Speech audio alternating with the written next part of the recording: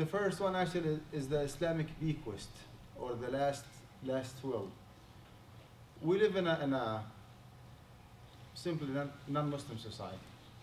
Everything is different, the rules and the regulations, etc., etc.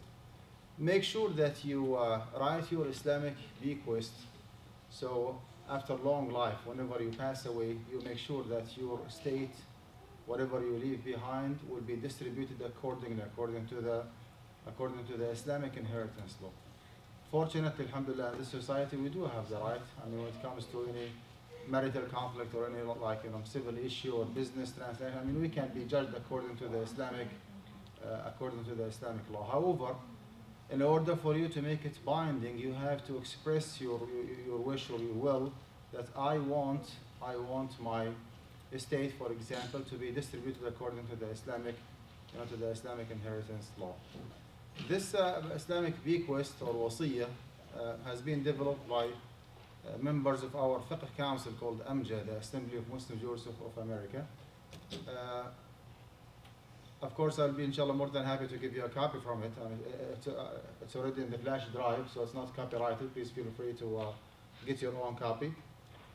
To make it binding, you need to fill it out, you sign it, and you notarize it. Simple as that. For those who are married, it's good to have two different copies. One for yourself and the other one for your spouse. Let's go briefly through the Islamic bequest. What do you have to include in it? What are the most important components that you have to include? It starts first with the funeral and burial rites. You make yourself clear, just to save your time, that you want to be, your body is to be processed according to the Islamic law, not otherwise. So when it comes to washing the body and shrouding the body, make sure that your body is not transferred from one country to another. Some of us here prefer to be buried back home. Back home means $15,000 to $20,000 expensive just to move the body from one country to another. It is absolutely against the Sunnah of the Prophet ﷺ. It's a lot of money with no benefit for the deceased himself. Once you pass away, you pass away. The only thing you find in front of you is whatever you have done during your lifetime. So instead, if your inheritor is spending $10,000 to $15,000 moving your body, why don't they just donate that money on your behalf so you can find something benefiting you more after your death? The way that the grave that has to be set with no marks or signs, etc., etc. Fiduciary selection. I hereby nominate and appoint my spouse, and you mention the name of your spouse. You have to make sure that someone actually is in charge of executing the will. Someone is in charge of executing the will. My recommendation is to make him or her your spouse. This is the first choice for you. For some reason, if your spouse is not alive, or she is not willing, or he is not willing, or not there, or whatever, then you can appoint somebody else to take care of the execution of the will, preferably the local masjid, and do not specify the name of the masjid because you do not know when and where you're going to pass away. وَمَا تَدْرِي نَفْسٌ بِأَيِّ أَرْضٍ تَمُوتُ, as Allah subhanahu wa ta'ala said. So just keep it generic, okay? I want the local imam or the local masjid to take care of the execution of the will. I always refer to our organization, which is AMJA, in case of there is a conflict or something that is not clear in the wasiyya itself, then you need to refer to a fiqh authority, for verification purposes, what's haram and what's halal, what's right and what's wrong. My suggestion is to refer to our fiqh council, to the Assembly of Muslim Jurists of America. You do not have to. This is a Word document. You can just, simply just delete it and add whatever you want. So it's not binding for you. Fiduciary selection. There is more than one thing to take care of. The legal guardian or the custodian of the kids has to be specified from now. So if you have kids underage, minors, then you need to specify a certain person to be the legal guardian of those kids in case of you passing away. To be like more conservative and the safe side, as they say, what if Allah forbids that you and your spouse pass away together in a car accident or whatever the reason might be? Then you have to have a B plan and a C plan and even a D plan to make sure that it's not up to the government to assign someone to take care of your kids while somebody else that is more qualified than that individual actually is taking care of your kids. When it comes to the distribution of your estate, there are two simultaneous processes. Number one is hasru al-tarika, specifying the real estate, how much you left behind. You might have some cash money and some retirement account and 529 for the education of your kids and brokerage account and some real estate and some rental properties. So we need to identify what did you leave behind, what is subject to distribution, what is not subject to distribution. The second and the simultaneous process is hasru al-waratha, the specification of the legal heirs, who will be inheriting from you and who will not be inheriting from you based on the Islamic inheritance law. All these. Is this you want it interactive, so we ask questions as they come up, or it's up to you. I don't mind at all. So if I may ask you a question, then. Please. So since this country is based on pretty much the will, so you recommend that everyone puts everything they want in the will as they do, because otherwise you won't leave zero to the government, in essence, is what you're saying? There is a paragraph regarding the donations, okay, or a will to other than inheritors. It's coming now. So let's go step by step, specifying the fiduciary or the representative or the someone in charge, to execute the will, who will be the legal guardian of the kids, who will take care of the custody of your kids after your death, who will be responsible for the distribution of your estate after your death. All these names actually have to be figured out, how to be specified in the Islamic will. So there is no ambiguity, there is no vagueness whenever you pass away, oh, this person is in charge, no, this person is in charge. It doesn't go this way. You need to make yourself clear from the beginning. Excuse me. There's normally a order, right, in which, like, if the mother passes away, then her sister has a preference over everybody else.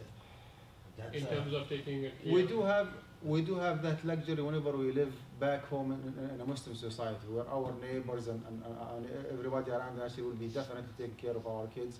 Our family members are there. Right. But here in this particular country, it's not the case anymore. I mean, most of us are just strangers. We do not have any close blood relatives, around. So that's why it's our responsibility as parents to specify those figures, those names before we pass away. And we don't have to take that into consideration then. What's that? We don't have to take that order of preference into consideration, because suppose that The first option actually is the spouse. Right. The first option is the spouse.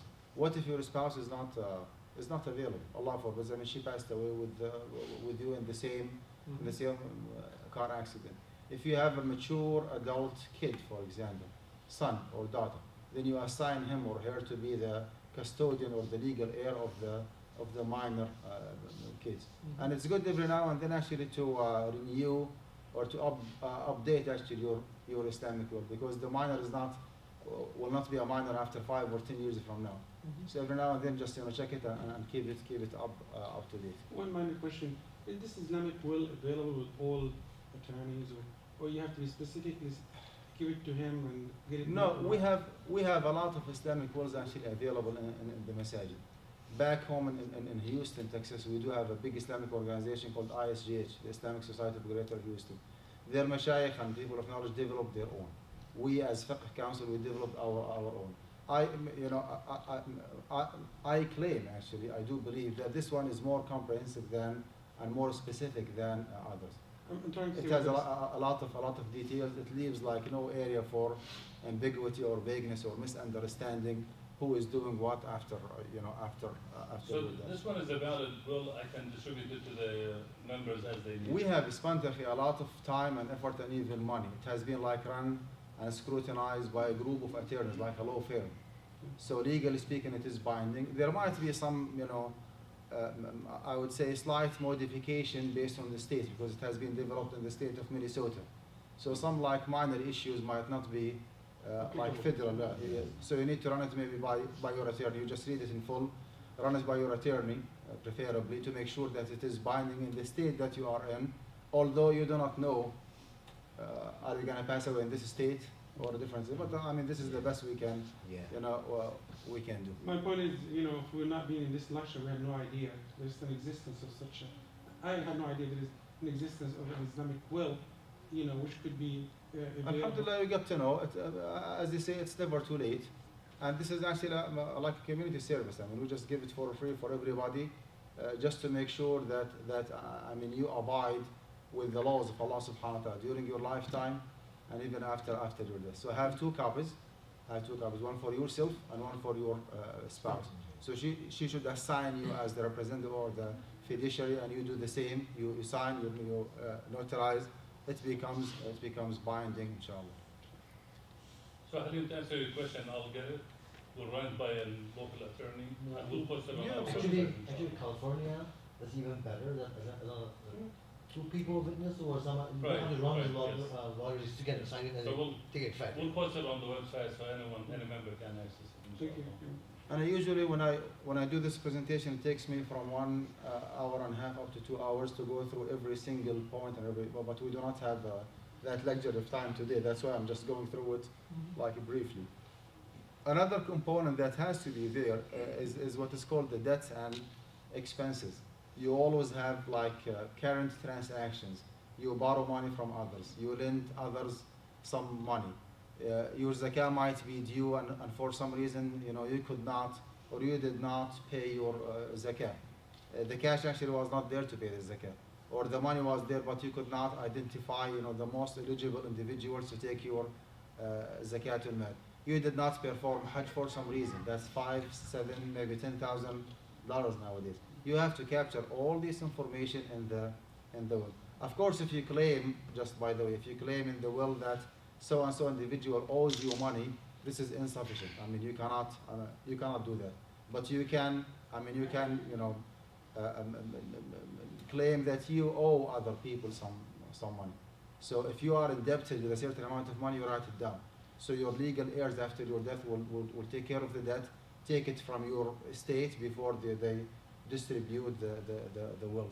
If you did not pay zakat al-mal, for example, then it has to be paid before the distribution of your wealth.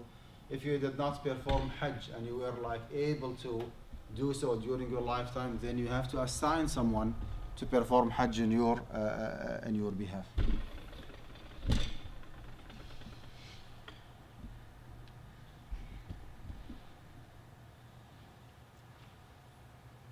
Okay, this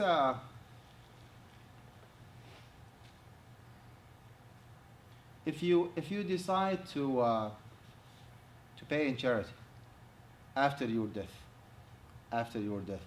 to non-legal heirs, that's called wasiyah. And as you all know, you cannot exceed 1/3 of the distributable part of the estate or the wealth that you leave behind. You passed away and left behind $6 million, right? 1/3 of it is $2 million. You can distribute up to $2 million. By the way, it's not even recommended according to the majority of the fuqaha to reach that 1/3, because when that Sahabi Sa'd radiallahu anhu came, asked Prophet ﷺ that he did not leave behind except his wife and his daughter. So he was so eager to donate 2/3 of his wealth. Prophet ﷺ said, no, that's too much. He said, how about 1/2? He said, no, that's too much. He said, okay, how about 1/3? قال الثلث والثلث كثير. 1/3 and even 1/3 is too much. So pay a lot of attention to the financial stability of your own family members before you care about other. This is not selfishness. This is just rationality and just taking into consideration again the well-being of your own family members before you donate to others. So up to 1/3 of your estate, up to 1/3 of your distributable estate could be donated to other than the legal heirs, and you cannot write in your will anything on top of the share that Allah subhanahu wa ta'ala has designated for your legal heirs. Your wife, for example, if you have kids and you pass away, she is entitled to 1/8 of your estate. You cannot make it 1/2 or 1/4.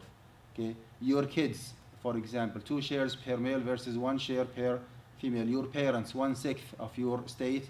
Okay, if you did not, if you do have kids behind and on and on. Why I'm saying the distributable part? Because sometimes you pass away and you leave behind a lot of debts and zakah and hajj expenses and some other financial obligation. So we remove everything. We take like from your estate everything that is payable or due to others, whether it is hajj or zakah or like other financial rights of other people, and then from the rest of the money, up to 1/3 could be distributed or given. You see here the schedule or the table here, percent of remainder of the estate, and here not to exceed 1/3. So you can specify like any individuals, poor families in my hometown, local masjid or whatever you prefer. You do not have to. This is just an option for you. You do not have to, but this is just an option for you.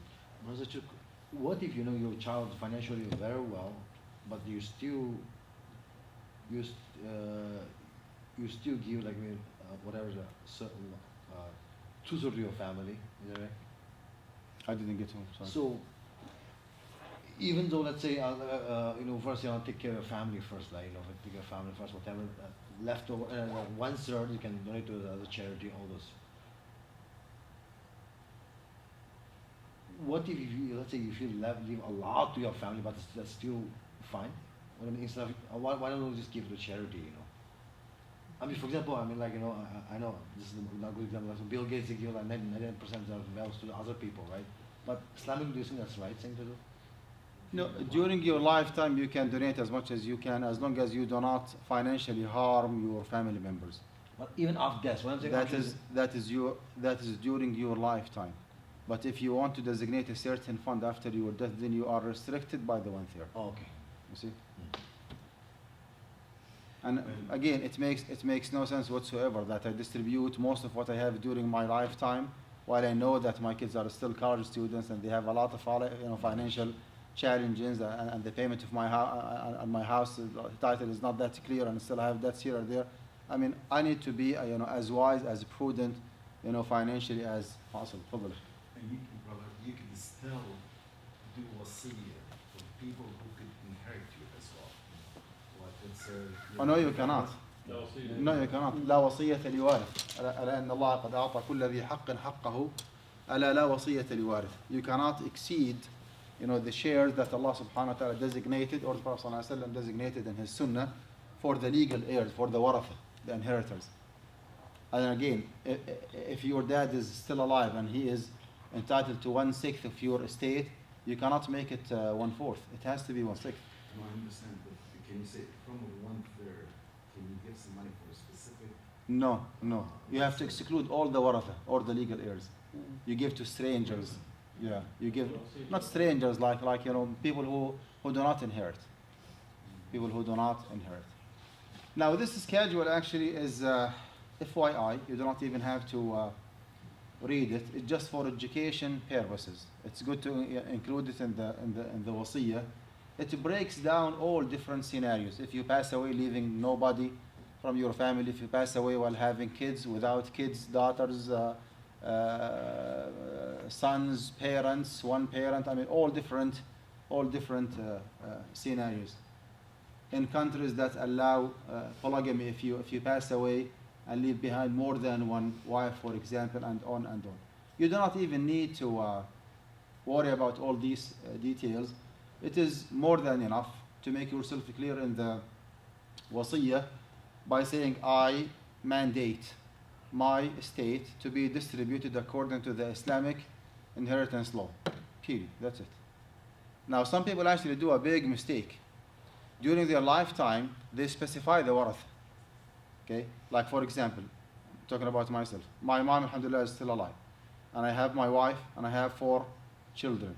It's a huge mistake if I write in my will that I want 1/6 for my mother. I want, 1/8 for my wife, and I want the rest of my estate to be distributed according to, based on 2 shares per male versus 1 share per female. Why it is wrong? Because No, things it's can not. change. It's not Islamic. If your mother passes away before you, Things can change. Yes, Can you yes. elaborate more? What do you mean? Your mother can pass away, then you have to update your There will. is no guarantee that I will be passing away before all those people. I mean, someone might just pass away and mess up the whole schedule that I said, you see? So do not get involved in specifying the waratha. Just make yourself clear. I mandate my estate to be distributed according to the Islamic inheritance law. But if you And- I'm sorry, if you specify, like you said, you're being deviating from the Islamic ruling. Even if you specify the example you've given to your mother, is that No, according to our Islam? No, the deviation actually here is to distribute your wealth, your estate, during your lifetime according to the Islamic inheritance law. That's a huge violation.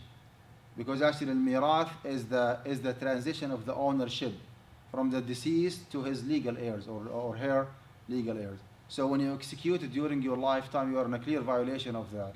I mean, your money is your money. As long as you're alive, that's your money. Okay. I have heard about some cases where the parents during their lifetime distributed all what they have to their kids. And guess what happened, unfortunately? Their kids actually abandoned their parents. They have taken everything and they said, Jazakallah khair, Baba, you have a good day. Financially, I mean, they were not responsible for anything. So I'm not saying that our kids are that bad, but do not violate the rules of Allah Azza wa Jal. Enjoy your money, your wealth during your lifetime. Have full control over everything. Once you pass away, ma'asalam. Once you pass away, your kids actually will inherit from you. So if a mother is alive and she does the same distribution according to inheritance, in her life she should not do that. She That should not. distribution should happen after she's dead. We have a fatwa in Amjad that only, if it is almost obvious that kids will be fighting over the estate after the death of their parents, then because of the darura, necessity, I mean, just to diffuse any argument or even fight between the kids, a parent can distribute the wealth during his or her lifetime. But this is the exception and not the default. So do not make the default as an exception. Do not make the exception as the default. Yes, sir. So let's say if I wasn't aware of this document and I just said, if I pass away, I want my estate to be dispersed as per the Islamic laws of inheritance. Is there any laws of inheritance accepted in the U.S.? You will be missing the funeral process and your clear instruction that you want to be buried according to the Islamic inheritance law. You will be missing the designation of the fiduciaries who's going to take care of what after your death. You're going to miss the debts and expenses. What if you passed away while being indebted? What if you did not pay your zakah? What if you did not perform hajj? So it's good to go with this But to wasiyah. elaborate on this question, actually, I had the same one.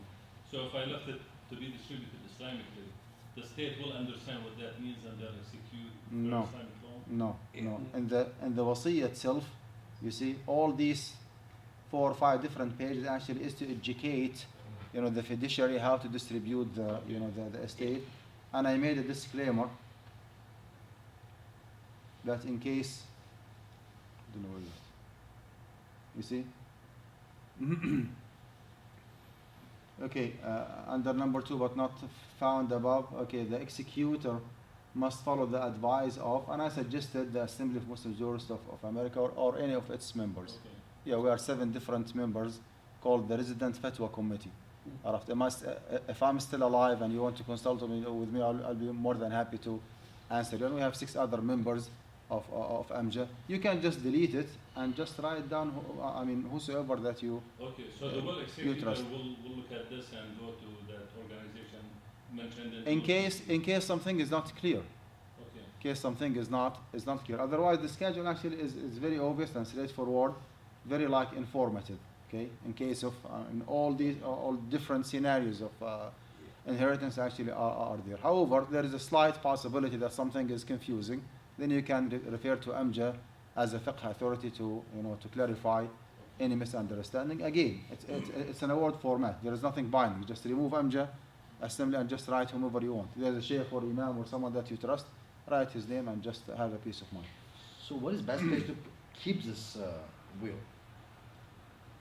For example, we kind of inform the executors that, you know, you go to certain, if something happens, you go to my room somewhere and look for the will. Is that right? Well, how do you find better? It's very simple. I have a copy for myself and I have a copy for my wife. I brought my 4 kids. I told them, Baba, if I pass away, this is my wasiyah.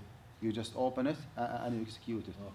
So everybody in my family, every family member actually knows where I'm, putting my wasiyah. If you have an attorney, for example, it's good to have a copy with your attorney. Yeah. I have just a thought, there's a lot of Muslims in this country, and not many, I would say many of them probably not aware of such a thing, I'm wondering whether we can advocate this to be kind of, Absolutely, please. Please in a way that it becomes part of the legal document. That's available to exactly lawyers. what we are doing. I mean, we visit the masajid, we educate No, the I community, understand. and we More make all than these that, documents in a free sense- for everybody. Just go ahead, get your copy, sign, notarize, and it will become I'm trying binding. to say, on a bigger scale, where it becomes really, I don't think we need to start from scratch. To my knowledge, ISNA, they already developed their own Islamic will. Some other big organizations, they do have their own Islamic will. They are not in the same level of comprehensiveness and sophistication. I do claim that this one actually is comprehensive and detailed enough. You don't have to go with it to start with. You just, you can develop your own wasiyah if you would like to. It's a free country. You do whatever you want. There's a website called mywasiyah.com, that's where you can. Fine. One question. Those who live here, who migrated here as young people, for them, I think I understand, but a lot of time what happens is that the parents are coming in and they have assets back home. And in order to avoid the situation of, once they pass away, people going back and trying to figure out how to actually distribute it, they are basically distributing. What I've heard is some of them are trying to distribute the asset out while they're still alive, because They should not do that. And once a person passes away, then all of his wealth, all of his estate, within and outside the borders of the United States, are to be included, nothing to be excluded. There is nothing called, well, my wealth in the US is to be distributed for my wife and my kids. And my wealth back home in Jordan or in Saudi Arabia is to be given to my parents because they live there. It doesn't go this way. All right? Whosoever is inheritor, then he or she is an inheritor, regardless of where the actual wealth is located after your death. Quick question, brother. No, problem. So in this country, as you know, most of the real estate, you have the deed for both, the wife and the person. Let's say, do you have any knowledge how the state deals with it? It's not binding. It's the same thing like. It's not binding. What do you mean it's not binding? No, it's not binding. If let's say, for example, that your house is owned 50-50 between you and your wife by Both law. our names on the deed, let's say. By law. So Exactly. And you have- it's 50-50. Correct. And you passed away. Yeah. She is entitled to 50. She is entitled to 50% of your property. If she is willing to abide with the Islamic inheritance law, she can just waive, the extra percentage given to her by the American law because that is non-Islamic. But is it clear cut, like you have joined, you have both names? Is it clear cut, 50% for her, 50% for the deceased, let's say, and then they go by the Islamic law, to distribute your wealth? Whatever the percentage might be during our lifetime, it's not binding to stay the same. To be the same after our death. Do you have any document where you could basically append something like this, just to say 50% for the wife, 50% for me, blah blah, and then should something happen to me, the inheritance basically for the 50%. Just it's make hard, it clear for the state if something It's happens. hard, Karim, to go after every single asset that you have. I'll give you another example. There is an investment account for my kids. I have 4 kids. Every one of them actually has an investment account. Okay. I do have a Roth individual retirement account. My wife actually has the same. In the legal documents, it's really, really hard to designate that, my wife should be taking 1/8 of my account after my death, and the rest is to be distributed between my kids, 2 shares per male versus 1 share per female. We cannot even write that. So just keep it as is, and make it clear for your family members, and make it clear in the last will in the Islamic bequest that I want everything that I leave behind to be distributed according to the Islamic inheritance law. So even if otherwise indicated in different accounts, okay, your wasiyyah actually will be overriding anything else. Yeah. So the wasiyyah will override. As long as your legal heirs are willing to abide with your wasiyyah. If they say, I don't want to, then unfortunately the law of the land actually will override everything and just enforced. Tafadhali. Just to restructure the same question. So California is a community state, right? Which means everything's divided between two spouses evenly, correct? Is that correct, assumption? Yes. Right. That is the law. That is the law. But if right? your wife is willing to give up, the extra percentage given to her by the law of the land, then no one can enforce her to take 50%. That means that she would have to sign this prior to, let's say, your exit out. What would she? Okay, just What would she? just keep it simple. Everybody has to abide with the Islamic bequest, with the Islamic wasiyyah. Whatever is written here overrides anything else written otherwise, somewhere else. So whatever the estate or the wealth or the money or the retirement account or the rental property might be, everything after you identify what you have left behind is to be distributed according to the Islamic inheritance law. But she doesn't have to give up her right, right? What's that? As owning 50% of. You have to She have has her to consent. give up on this. Well, You she have is to not have her she is significant not consent. entitled to 50% to start with. She is not entitled to 50% of your house to start with, unless she has participated in paying, for the house. If that is the case, then she deserves 50%, not because of the fact that she is your wife, no, because she pitched in 50% of the house.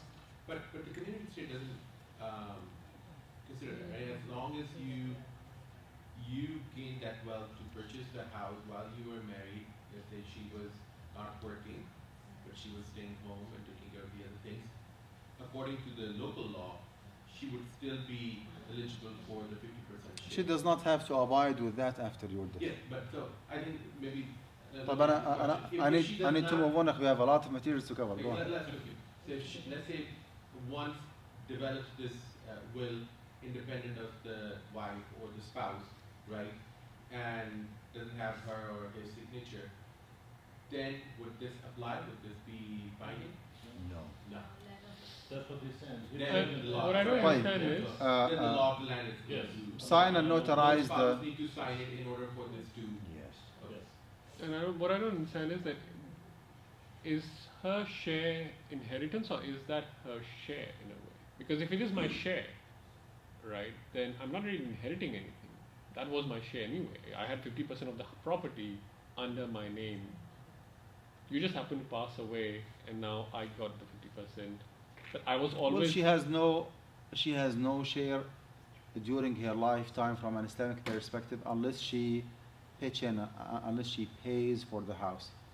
If she stays home and you are the only working and like bread making one, then the house actually is yours. Whenever you pass away, she is entitled to 1/8 of your property if you leave kids behind.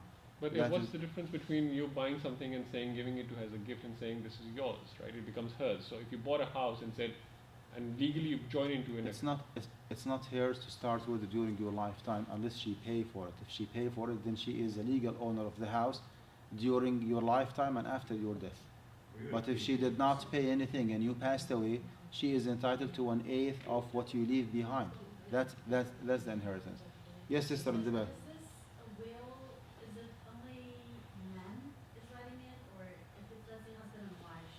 Husband and wife, actually. Yeah. You take a copy for yourself, another copy for your husband, and you fill it out mutually. I mean, you assign him as your representative or the executor of the will, and you assign him as the executor of your will, and then you sign and then you notarize it. Yes, ma'am.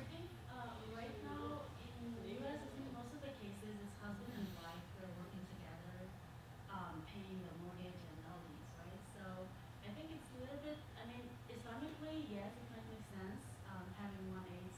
I mean, that's Islamic law. We have to abide by it. But No, let me make myself clear. Your mortgage payment is $2,000 per month. Yes. You work and you make money. You pay 1,000, and your husband pays 1,000. Then during your lifetime and after your death, you own 50% of the house. Now let's say that he passed away. Okay. 50% of the house is yours because actually you paid 50% of the house. Now on top of that half of the house, you are still entitled to 1/8 of his own share in the house. Oh. Make sense? طيب. Sister in the back, go ahead. My question was answered. What's that? My question was answered. طيب. Alhamdulillah. I have So a- case dismissed, right? Yeah, I have a scenario where husband and wife, they are buying the house. The husband is paying the financing or mortgage, but the most of the down payment is coming from the wife, and husband is making monthly payments. So how do you figure out in this? You just go proportionally. How much you paid, Upfront. that is yours, and how much he paid, that is his. After Allah forbid, after long life, whenever he passes away, You have to figure it out. then on top of what you have, you are still entitled to 1/8 of his if he leaves kids behind. Okay? طيب. So this is the Islamic will. Spread the word. Get your copy, put it in your website, please. Send it to everybody. It's just a community service. We want to make sure that we reach out to every single Muslim in the U.S. Make sure that you obey Allah subhanahu wa ta'ala during your lifetime and even after your death. There is nothing binding here. You can just modify, adjust, do whatever you want. You just write your middle initial and just sign it and notarize it by any notary public, and inshallah it will be binding. Let's move on to the other.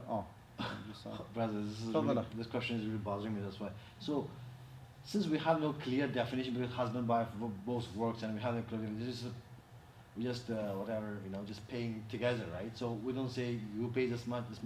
So how do you divide this one? I have no clear definition of a division about the contribution on that mortgage, everything. I didn't get him. So husband and wife both works, and we just put in saving and pay for the mortgage, right? So not 50. We don't know, right? So it's You just estimate. Just estimate. If you make $100,000 per year and she makes 120, then you just divide it like 100, proportional 100. Should you write in the will that this house is, let's say 50% is the wife's, or how does it work? Because if she did pay 50% of the house, then yes, 50% of the house is hers, even during your lifetime. She does not even have to wait for you to die, to be entitled for half of the. In the document, we already signed saying, this wife is waiving the 50% ownership from the community, with current law, or she already signed that one, the paper. But where in the document, in the will, mention that the 50% of the house is wife's? How do we know? You just indicate it. Okay. Make a disclaimer that she paid 50% of the house, so 50% of the house is hers. Okay. On top of that 50%, she will be taking 1/8 of your estate after you pass away. Okay, got it. And you will be taking 1/4 of her estate if she passes away before you. Last question, I hope. What if the wife says, this is scary, I don't want to give up my land or law-given right, even though she hasn't contributed? We cannot enforce anyone. This is a non-Muslim society, No, from and there an is a Islamic binding. Right, I understand, but from an Islamic standpoint, From an Islamic perspective, she has to abide with the law of Allah subhanahu wa ta'ala, providing that she is able to, if she would like to. So but there's nothing upon me, right? I'm clean. you cannot enforce her. Why would you? You can anyway. Is a wife, let's say wife doesn't agree with certain things, but This is the last question. Yeah, no. He was speaking on his own behalf, right? Excuse me, Doc, can we move on to the other topic? I think That's good. anything beyond this we'll take after the class, after the 6 or 10 is left. So this is the other topic. This presentation takes between 3 to 4 hours. I will just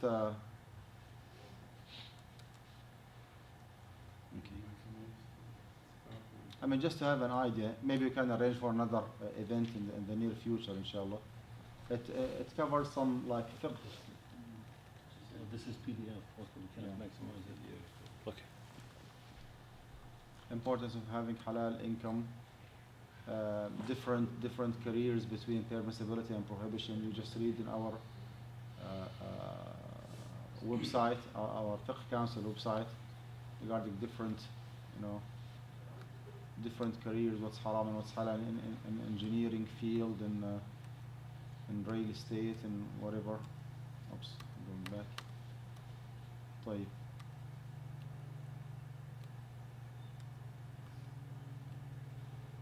Some advices for individuals and investors. Some of them actually are fiqh rules, and some of them are just human experience. I mean, you may take it like this one.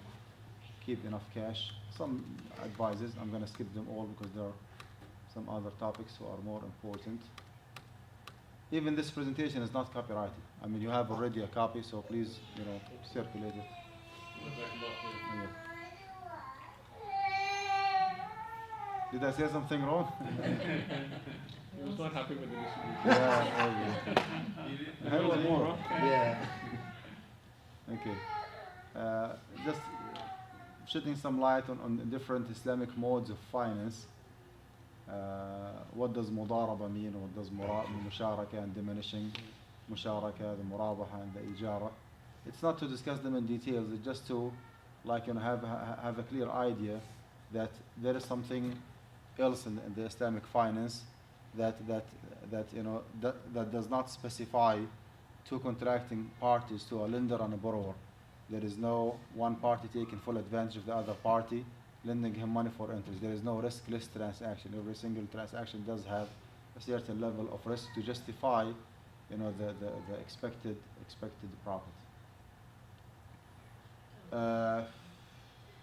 Different options for investors in the stock market, regardless of the vehicle itself. It could be 529, for example, for the education of your kids. It could be mutual fund, could be individual retirement account, could be what else?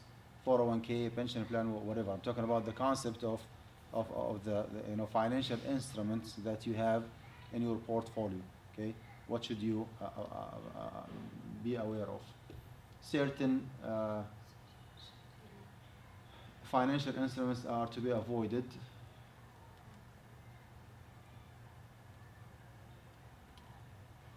Certain stocks. Okay, the socially responsible. Have you heard about the Zad fund and Amana fund and? Okay, those are called socially responsible or ethically responsible mutual fund companies. Maybe Zad is the best one. So Examples. derivatives over there are Sorry? one of the slides said derivatives. So are cryptocurrencies part of that? No, I'll talk about inshallah later on. Just some examples of the halal. Okay. How about investing in the 401k? Now, you might have a word to say, and you might not have a word to say. Let's assume that you are influential enough in the company. You can do some lobbying. You can influence, Fidelity to make a certain investment. If that is the case, then you have to avoid number one, which is a stable value fund. That's just a straightforward interest-bearing investment. You open a saving account, you make, interest. You cannot go even with the balanced fund. That's 50% stocks and 50% otherwise. Okay, it could be bonds, could be derivatives, could be future, could be whatever. Limit yourself only to stocks. It could be like exclusive stock fund. It could be local. It could be international. It doesn't make any difference fiqh-wise. And it's good actually not to limit yourself to the stock market of like Wall Street. I mean, just get out of the box and invest internationally. And you can limit yourself to the stocks of the company that you work for. Now, the fact that you choose a stock and you drop any other option is not enough. Not every single stock is a halal. Even within the stock option, you still have some restrictions or limitations that you have to. I'm not sure where is it.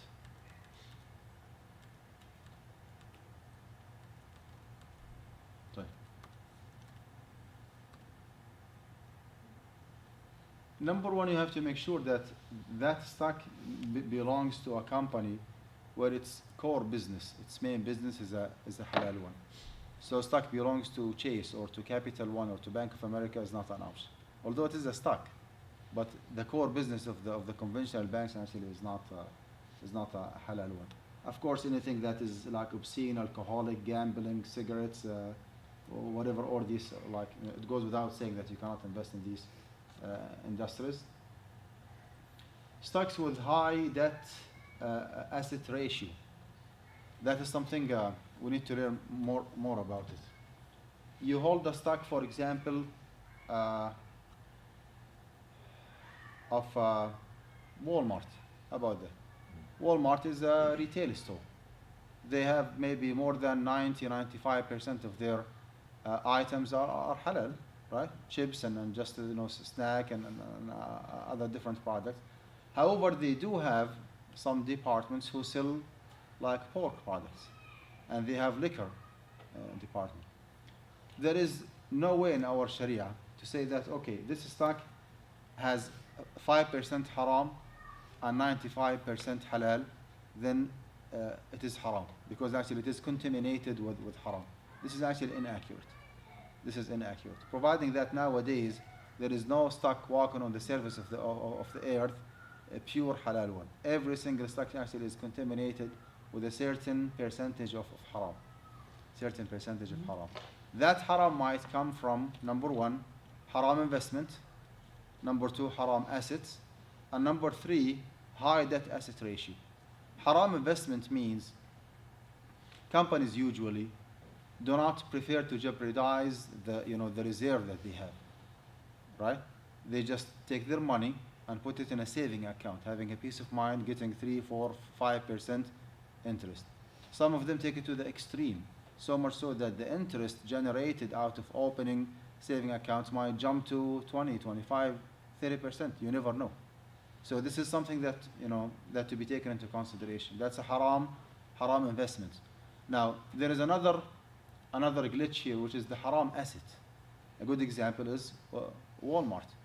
How much is the percentage of the haram items served in Walmart? You do not know, and I do not know. It could be 3%, could be 30%. So we need to refer to a third party who is specialized and well versed enough in this area to tell us that hey, Walmart has only 4%. So it is safe enough to invest in it. A third reason is the high debt asset ratio. Money in this country is very cheap.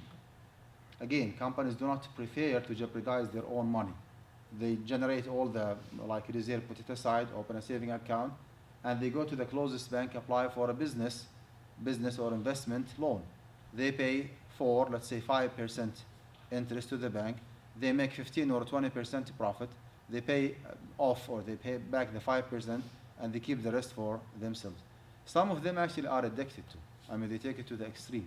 They keep borrowing and borrowing, so much so that you end up with having a stock that 60% of it backed up by cash money, by debt, by loan, interest-bearing loan, and only 40% assets. You cannot deal in this stock in the market because you are exchanging money for money. You're exchanging money for money. You sell the $60 for $70. That is haram. Now, who is able to tell us that the investment, the haram investment is to the minimum, the haram assets are to the minimum, the debt asset ratio is to the minimum? You have two options. You either refer to one of those socially and ethically responsible mutual fund companies. To my knowledge, Zad Fund is the most strict and the most conservative one when it comes to haram and halal, and I do trust Zad. I do have my own account and my family members' account with the Zad Fund. On top of that, they have a Sharia advisory board who supervise the actual performance of the company. The CEO is a student of knowledge, and he is current, up to date with his information. Always attend IOFI meetings in Bahrain twice a year. So he's really dedicated to stay up to date with this industry. This is one way. The other way actually is to refer to guidance college, which is our university, Huda University. We do have a program called Iltizam. Okay? Iltizam means religious commitment. Religious commitment. So you go to hudauniversity.org or you go to guidance college. We have two different names, Arabic name and English name. So go to guidancecollege.org/iltizam,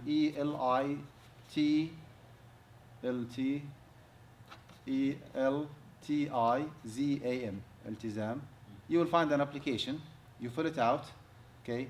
It captures everything that you might have, even if you have gold or silver or agricultural products, or you have stocks in the market or whatever you have. You fill it out, and you will be received an individualized report showing you. Time over? Okay. How Sharia compliant your investment is. Okay. So if you want to do it right, then you limit yourself to stocks only, and then you do your own due diligence, finding out how much is the haram investment, how much is the how much is the haram assets, and how much is the debt asset ratio. There is no ceiling and there is no threshold. Okay. You just, the only standard is that you go with the minimum. You go with the minimum. If you found out that a certain stock has 30% haram, 30% haram, coming from whatever reason might be, as we said, haram investment, haram asset, high debt asset ratio, and the other one has only 7%. Believe it or not, you cannot go with this one because the Islamic alternative actually is there, which is to go with the minimum. When it comes to socially responsible investing company, SRI, as that fund I would say is the best. Amana fund. Amana fund is not that like conservative and Sharia compliant as is Zed. Islamic Dow Jones is now called Iman Fund. They changed their name. Iman Fund. Maybe nowadays we have more than 15, 20 different Islamic mutual fund company, and all of them claim that we are like strict Sharia compliant one. Everybody claims to be Sharia compliant one. So is there an outfit which regulates to see how Sharia compliant the claimants are? That is the problem. We do not have any data. They just write on their website, we are like strict Sharia compliant. To my knowledge, the Zad fund is the Sharia compliant. That's why I myself actually have my own saving account, my own IRA, individual retirement account with a Z. My wife is the same. My kids having their own individual investment account because I trust them. It's all about trust. When it comes to like any other saving, any other investment, for example, 529, we have like similar accounts available. For example, 529 for the education of the kids. It's your call. You can compose, you can set up your portfolio by yourself. You know that all these different industries are halal. Automotive, chemicals, engineering, household products, and the list goes on and on. So you limit yourself to only these halal industries. Okay, this is stage number one.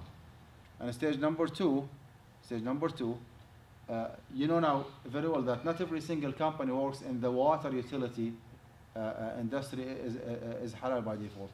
There might be some high debt asset ratio, there might be some haram investment, there might be some haram assets. So stage number two is to dig in depth and to do some due diligence to find out exactly how Sharia compliant is this company. When it comes to names, it's hard to tell. You hold the stock belongs to John Smith Brothers. You do not know who's John, who's Smith, and what kind of business they do.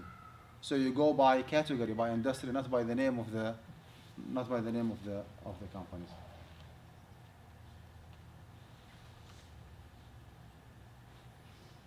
طيب, let me skip student loans for now and just go to اللهم صل على شفيع المذنبين وحبيب رب العالمين. طيب, let me take some questions regarding what I covered already. Investing in the stock market and 401k and. Are you going to talk about how to pay Zakat on 401k later? I can tell you from now. You just let me know. Do you want to hear about it? Okay, I'll let you know. How easy it is, brother, to dig into the halal funds and assets in order for you to invest in a certain stock? As I said, you need to refer to a certified wealth manager who is like, well versed in this field, in addition to be a certified one, has a certain access to certain data to find out, that person actually has to be knowledgeable individual, knows what's haram and what's halal. We can help you with that as Al-Huda University. Or otherwise you can refer to as that fund. The matter of fact, you can roll over your investment, roll over your 401k with a Z fund and just have a peace of mind. They might charge you more, but you will be having more peace of mind when you go with them. Back to the Zakah. There is no, there is nothing agreed upon when it comes to zakah and 401k, because that's a contemporary issue. If you go to the classical, like fiqh books, you will find nothing about it. What's new about it is that it is a kind of investment, but it is not that accessible. That's why, like, a group of scholars believe that 401k is zakatable in full, because that's an investment. Every single year you make money. So you just log into your account, find out in the beginning of Ramadan how much you have, 100,000 times 2.5% zakat rate, you pay it, and you're good to go. This is one approach. Okay, one extreme approach. And the other extreme one says that, well, this is a very restricted and limited fund. You do not have an access to it. So it is zakah exempt until you receive the money. We discussed. Makes more sense that way. Yeah. Yeah, there is another approach, which is our approach in AMJA. We hold the sick from the middle, as they say. We say, yes, it is an investment account. It is zakatable. However, you don't have to pay zakah in full on it because you do not have full access to it. And we do not say that it is zakah exempt because that's a kind of investment. We do believe that al-mulku tam raqabatan wa yadan is one of the requirements for the zakatability of any wealth, which is a full position and full access to it. It's not the case with the 401k. So we said every single year in the zakat due date, let's say in the month of Ramadan, you go with the accessible amount, the withdrawable amount. Okay, you have $100,000 in your 401k, and you want to apply for a humanitarian case. Okay, Fidelity will give you up to 40% from your account. Okay. If that is the case, then the accessible amount, this is a very theoretical calculation. You do not have to go there and just withdraw the money. You do your own math while sitting home just to figure out how much zakah you have to pay.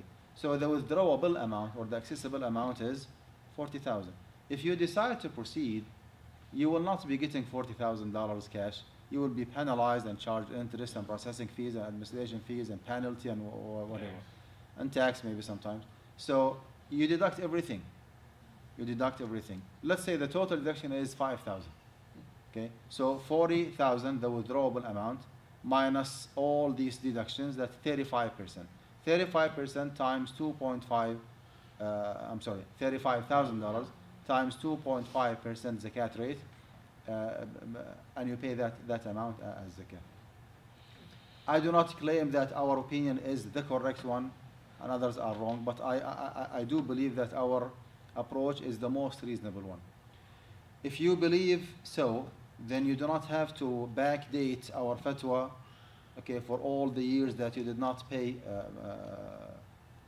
zakah in your 401k, because you are following another opinion. But if you believe it is authentic enough and reasonable enough, from now on you start applying it. طيب. Regular stocks, well, regular stock. If you own stocks and you go up and down, do you treat it the same way you just decided? Zakah-wise? Zakah-wise, yeah. When it comes to investing in stocks, people usually have one of two different preferences. They either sleep on the stocks, I mean they do not actively speculate and trade. Right. If that is the case, then you pay zakah on the dividend only, because the stocks themselves are not urud tijara, are not for sale. So you just find out how much dividend you made in that particular year, and you pay zakah on it. Whether you have chosen to capitalize the profit or the dividend, just put it back in the account and buy more stocks, or you have withdrawn the money, doesn't make any difference. So that amount actually is the zakatable one.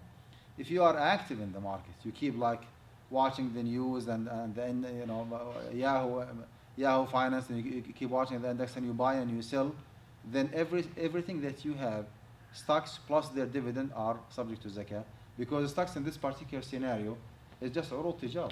I mean, they are for sale 24/7.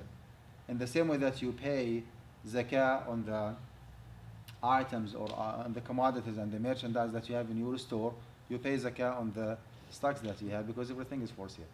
So it depends on your common practice. What do you do?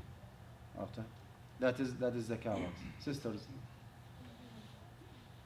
What تفضل. about, So the other opinion, the other extreme, where let's say you decide to start paying zakah towards the end when you start withdrawing the money from 401k after 65. In that case, is it going to be zakat payable on the yearly withdrawal amounts? Annually, starting the date of your withdrawal. Withdrawal, right? But you don't have to retroactively pay the entire amount. According to that opinion. And again, if you believe that our opinion is more reasonable, you start applying it from now on. But you do not backdate it. I mean, do not pay your zakat back for the last 10, 15 years. In that case, you don't do that either, right? Was that? Either way, you don't mind it. Yeah. so what about Medisave? No. Medisave. No, not Medisave, sorry, this government Social Security, sorry. What about? So is that taxable as well? Or zakat Whatever you receive actually is but you're not going to receive till you reach the retirement age, 65 or whatever. Well, 65. if you do not have an access to your social security account, your Medicare or Medicaid, then it is zakat exempt. But I guess that is going More than that. 401k in a way is close to social security because you invest in both funds and you don't have access to them for the most part. Oh, you do have. If I go to my 401k now, they penalize me and tax me, so it's not realistically applicable. So it's reserved, just like my social security is held in an account. No, the difference akhi, is that you do have an access if you would like to. I mean, if you want to withdraw as much as you can from your 401k, you can. With But penalties and yeah, taxes as yeah, well. yeah. I mean, and as I said, akhi, just go with a very theoretical calculation. If I insist on withdrawing as much as I can, how much I will be charged interest and tax and penalty and administration fees, and the net amount actually is the zakatable one. By the way, if you have a pension plan, you work for the city, for the county, for the government, you do not have an access to your pension plan. Even if you apply for like humanitarian case, there is nothing called humanitarian, to my knowledge. Am I correct? Sure. Well, if that is the case, then your pension plan is zakat exempt, because you have absolutely no access. I mean, you cannot touch it unless in case of death or case of disability or whenever you reach the age of retirement, then you can take your money. So it depends on the accessibility of the amount. So the question is that when you actually get the social security check, that is effectively like an income for the month. It is. So that is still not that is still not zakatable till you actually put it into your bank and keep that money for a whole year. And then at the end of the year you say no, the check that you receive is money. Yeah, but that is like an income, like my paycheck. You pay zakat on it.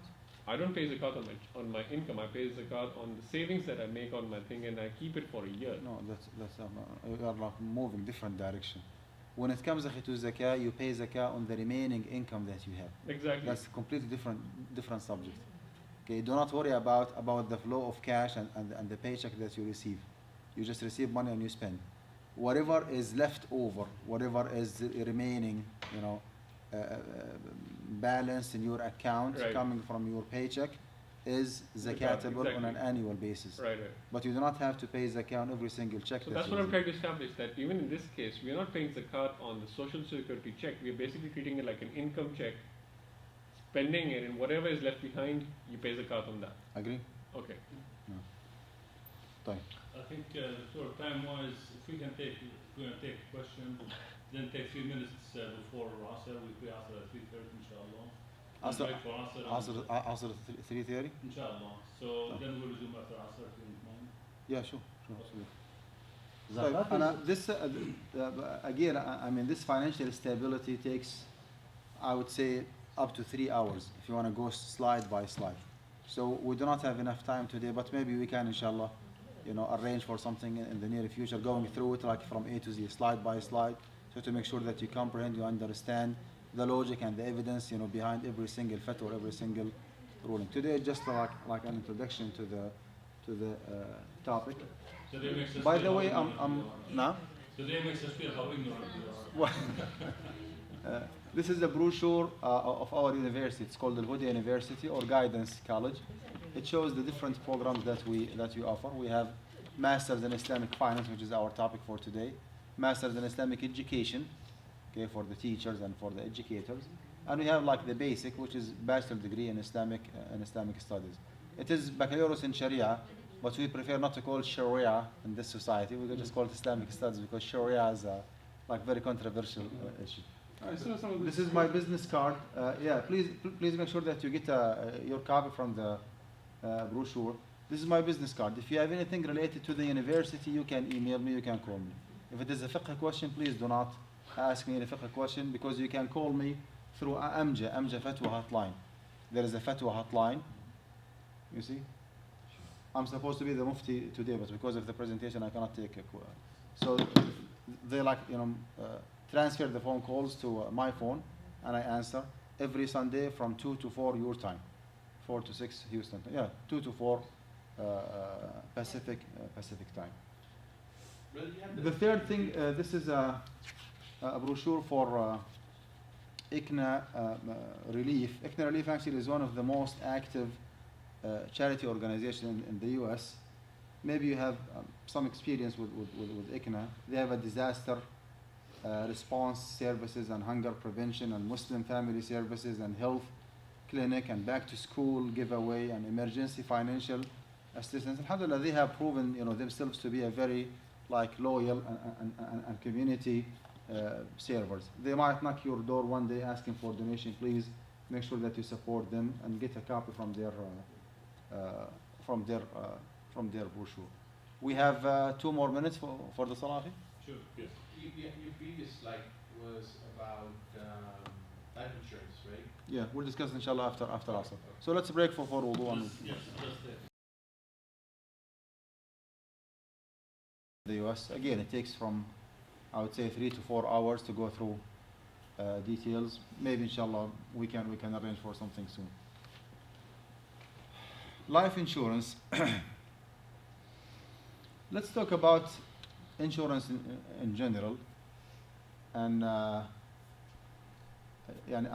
deal with the fatwa of the I would say fiqh councils and Sharia advisory boards, and I would say most of the reputable scholars are adopting the following. This is the mainstream fatwa. I might agree, I might disagree, but I want to just narrate.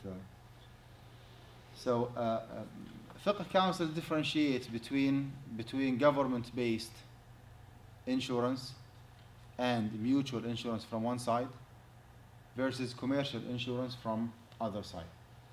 Okay, they said that commercial insurance has the following defects, and that's why its default rule is prohibition. Anything called insurance, commercial insurance is haram. Based on this mainstream fatwa, why insurance is haram? They said that any kind of contract, insurance contract, does have gharar. Gharar means uncertainty. You pay certain amount as a premium to the for the car insurance company. You do not know whether or not you will be benefiting from the premium that you pay. And they said, Prophet ﷺ prohibited Muslims from being involved in any transaction that has ambiguity. If you pay something, you need to know in advance how much you will be getting in return. So everything has to be clear. They said that there is no clarity. There is a lot of ambiguity or uncertainty or gharar when it comes to insurance. They said that on top of the gharar, uncertainty, there's something called jahala. Jahala actually is ما علم حصوله وجهلت صفته, which means that even if you know that you will be compensated, you do not know how much. A good example for that is the health insurance. You pay $1,500 premium to Blue Cross Blue Shield, for example. You know, as a human being, you will get sick, but you do not know. Are you going to benefit only $100 from that insurance, or it might be $500,000 if Allah forbids, like you get diagnosed with something that's big and you stayed in the hospital. So this is a kind of jahala.